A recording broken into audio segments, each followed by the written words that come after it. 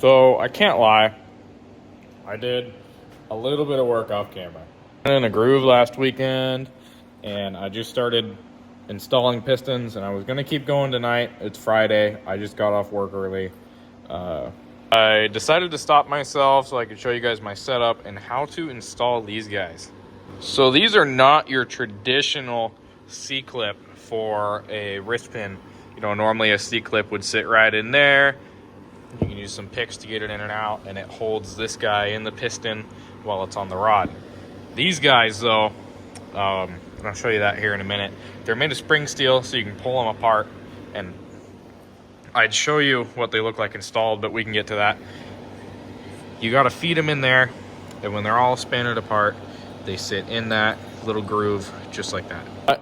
I made a TikTok out of this instead of a YouTube video because I'm not 100% positive on it. Last week I got my cam degreed up, timing sets in. It's advanced 4 degrees to match the card. I might back it off 2 degrees. I don't like where the intake center line wound up at. We got the cam is in there, obviously, still looks amazing. 6 of the pistons are in. I got 2 more to do in this video. 8 and 7 are ready to go in. This is number 7 right here. I got it all marked up. Almost dropped it. But, you know, tomorrow, I'm gonna lay some paint on this thing. I went with this Chrysler turquoise from Seymour. Looks pretty good. I think that color on that thing will look pretty bitchin'. We're gonna do that off camera too, because it's just paint. You're just gonna watch me go. I don't think anybody wants to watch that. If you do, comment. I might make a video on it, but there is nothing special about painting this guy.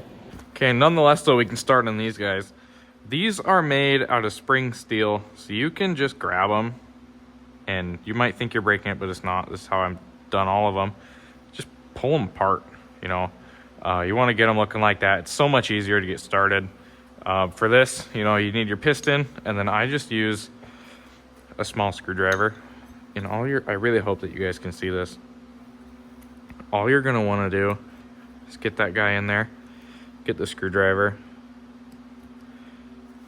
Make sure with this hand, you just want to keep pressure on it so it doesn't slip out. And then you just want to walk around it like that. And you can see it's already starting in there. You can just use the screwdriver to shove it into that groove. I'll stop halfway here so you can see. I really hope that you guys can see that. I just stopped halfway here. You can see that that guy is going in there. I might be able to hold my phone and get it in there. No, okay, I can't hold it up. I will put it back in my head. Half of this video will be getting these guys in, and the other half will be putting them in just for some more content. But the main point of this video is how to install these Spiro locks. And then hopefully you can hear this. As soon as they're done setting, you should hear a click. Like that. That means they're set in there. They're not gonna come out of the hole. And now when you take your wrist pin and slide it in there, it won't fall out. It can't get past that. And that's, you know, that's the whole point. Once the con rod is on there, you don't want the pin coming out in the motor, obviously. Now though, I got the wrist pin out, and we can come over here, turn the motor over. I'm pretty excited to paint it blue. It should look pretty good. I'm gonna keep my heads aluminum. The oil pan I ordered is aluminum. It should look pretty nice in the truck. But with this up, we can confirm driver's up. The bevel on the rod is facing that way. It'll match the crank. I'm gonna put it down like this. Then confirm bevel here. Match it up, bevel, bevel. Take our wrist pin. Wrong hand. Take our wrist pin, slide it in there.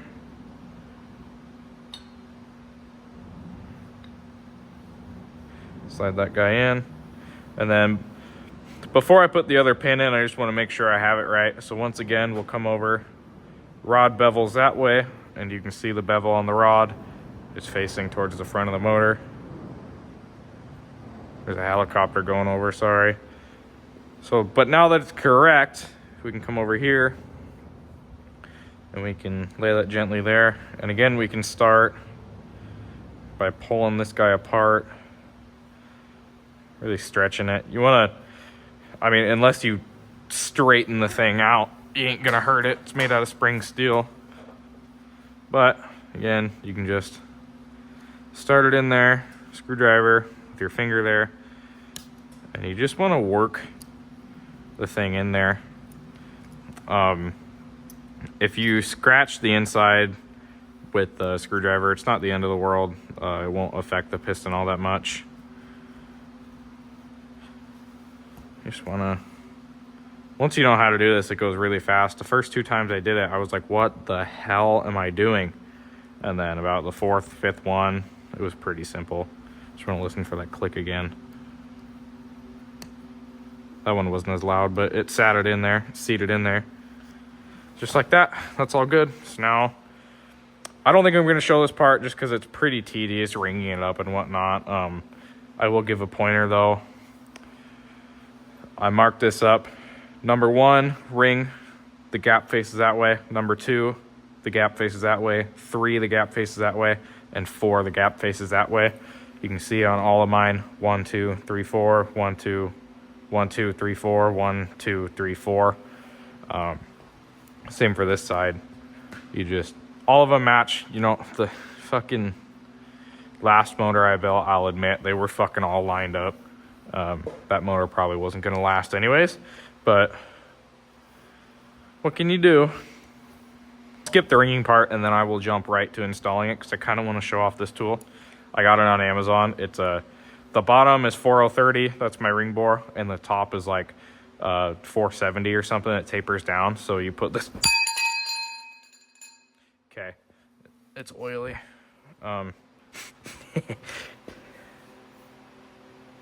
Yeah, we're good. You put it up there, and then you shove the piston in, and it slips right in. I had a Harbor Freight. It might be over here. I had a Harbor Freight ring compressor, and it is the biggest pile of dog shit. I don't know where it went. Good. Hopefully it's gone forever. It had like an Allen key, and you had to turn it, and it was this sheet metal coil, and it, oh my god, it cut me so much. I think I still have scars on my finger webs from hitting it, and it's horrible.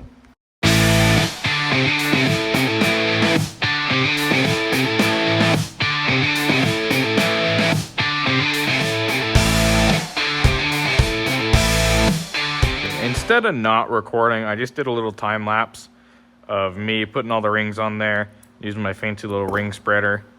You can just see here now what more I was talking about. The number 1 ring has a gap there. Number 2 has a gap there. And then 3 and 4 are smaller, but 3 has a gap there, 4 has a gap there. What I'm going to do in this next part is I'm going to take the bearings out. And if Chandler watches this, I already cleaned that. Little fucker. Just gonna press the bearing right in here. Make sure it's flush on both sides. Leave that guy there. Take another bearing into the cap. Press it in there. And then these guys, they need ARP Ultra Torque when you fasten them down. So I'm just gonna, before I do any of this, I'm gonna take some paintbrush here, and I put some where the head meets the surface, and I will also do some on the bottom of the head. It just, I don't think you're gonna have too much of this stuff, and I think oil will dissipate it away anyways, so I don't think it hurts. Just make sure that you evenly coat it. Because what this stuff does is it lubricates the head of the fastener so that when you torque it, you're getting the proper stretch limits and whatnot for the ARP hardware. They engineer all that stuff so that they don't just give you a torque spec. They're giving you a torque spec based on how much the fastener has to stretch and how much clamping force it'll have after stretching. So all that ties into, even the lube ties into their torque spec. What we can do after this though is, some might call it weird, but This stuff is so thick and I don't have anything else. I don't have motor oil on hand, so I put some of this in the cylinder, and I'll take some PB Blaster and rub it in there. It makes like kind of a thinner assembly lube a little bit, just so that the rings are actually getting some benefit, because this shit's pretty tacky. Just lube the tops, it'll drag it down. And then come over here, grab this.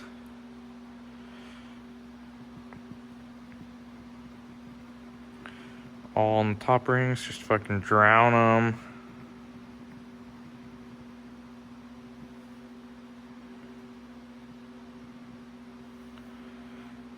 Takes a minute to do.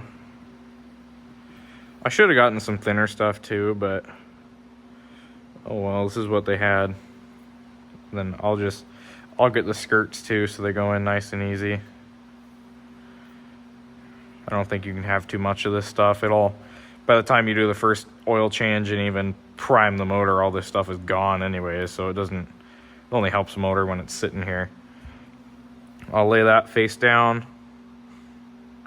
I'll put some lube in here. And then same with the bearing cap.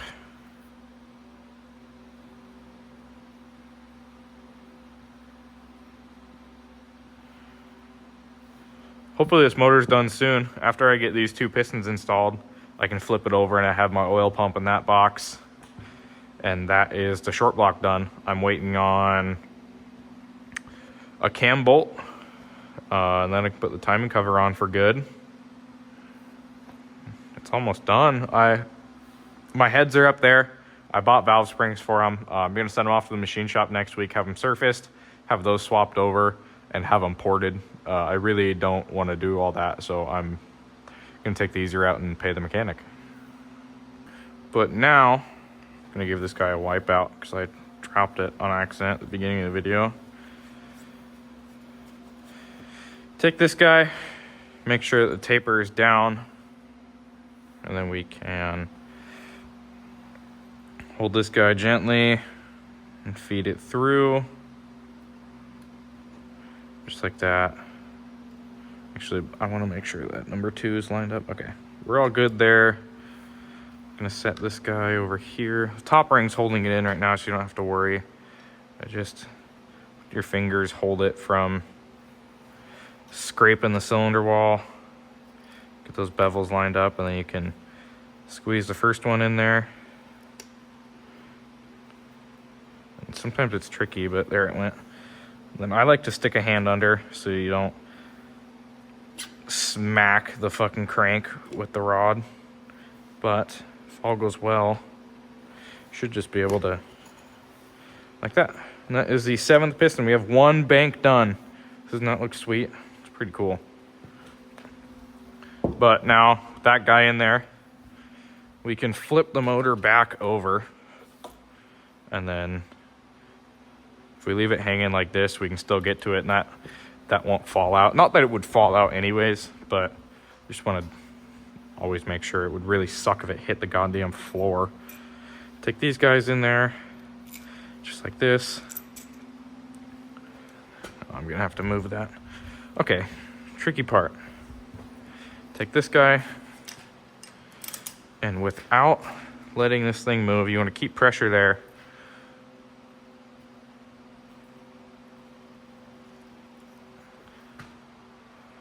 So I think now I can get to it. Okay. Tricky thing about that, you just want to make sure the bearing didn't spin. It didn't. We're good. Okay. So now we can take this guy. Same thing. This guy has a bevel. You see this side is flat, and this side has a big old bevel. This goes against the crank journal. So you just ever so slightly line that guy up there. I like to start the top fastener so it's held in there. And then I'll start the bottom. Once it's hanging in there, we'll get this guy. Get my socket off my torque wrench. I'll just hand start it in there. I don't torque these guys until both of them are in there. That's just something I like to do. I'd hate to unevenly wear them or something. Or not wear, but you know, their torque pattern is different or whatever. But I'll still snug them up in there. Make sure it spins over freely when it's snug.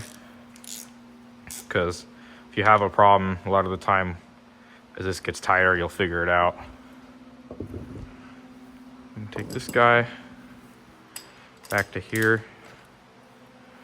And still spins, same as before. Oh yeah, that looks sweet. Great, I'm happy with that. Now, you guys saw that. I'm not gonna record the other part. I will leave that video here. I have all of them but one in the hole. I might, if I'm feeling optimistic tomorrow, I might make another part on painting this thing, but I don't really see a purpose of it. I'm just gonna clean it tonight and maybe I'll get a coat of primer on it. Other than that, that's all.